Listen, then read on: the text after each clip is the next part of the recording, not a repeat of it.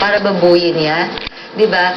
Inutunan nga niya kami sa matatamis niyang dila, binaboy pa niya kami. 'Di ba? Parang napakawalang hiya naman po ata nun.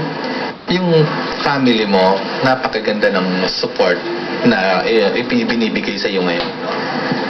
Opo, nagpapasalamat ako na yung family ko nandyan para supportahan ako. Sa mga kaibigan ko, yung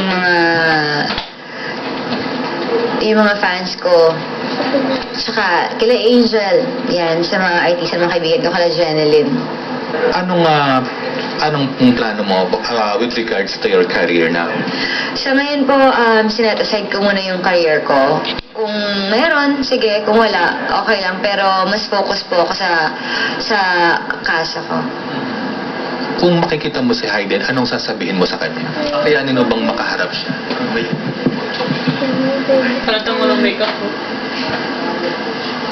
Parang hindi ko alam kasi sobrang nagulat po ako na nagawa niya yun eh. Kasi hindi po ganun yung pagkakilala ko dun sa taong yun. Sobrang nagulat ako. Hindi ko alam na ganun siya kademonyo.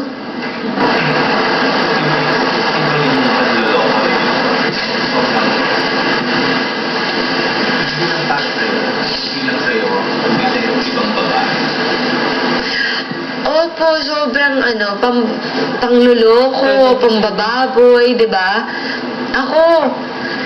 Simula't simula ako na yung binaboy niya eh. Ako lang yung sinabi niya. December pa lang, ako lang yung sinabi niya. Ano nangyari sa Nawalan ako ng trabaho, nawalan ako ng, alam niyo yun, yung mga tao sa paligid ko, iba-ibang tingin. Lahat naman ng sinabi nila, hinarap ko, 'di ba?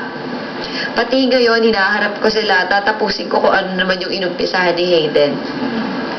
Hindi lang siya, kundi pati yung kung sino man yung mga may kagagawa. Hindi lang po siya, pati yung kung sino man po yung kasama na nagkalat ng video, mananagot po. Mensahe sa pamilya na nasa Palawan. Kaya ito. Kaya. Sa family ko po na nasa Palawan, Ano ba yan? itong hinaharap kong problema,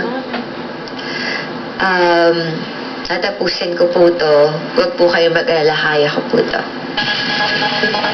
And just this evening, Dr. Hayden Ko released a statement on the sex video scandal involving him. In his statement, Ko apologized to all those who were harmed by the recordings, stressing that there was no malice on his part. He claims the recordings were uploaded on the internet, downloaded, reproduced, distributed, and sold to the public without his knowledge and consent. As a result of the scandal, Ko has decided to suspend his practice of medicine. He hopes that he be forgiven in due time. The Catholic Bishops' Conference of the Philippines is calling on Christians to change their attitudes towards sex.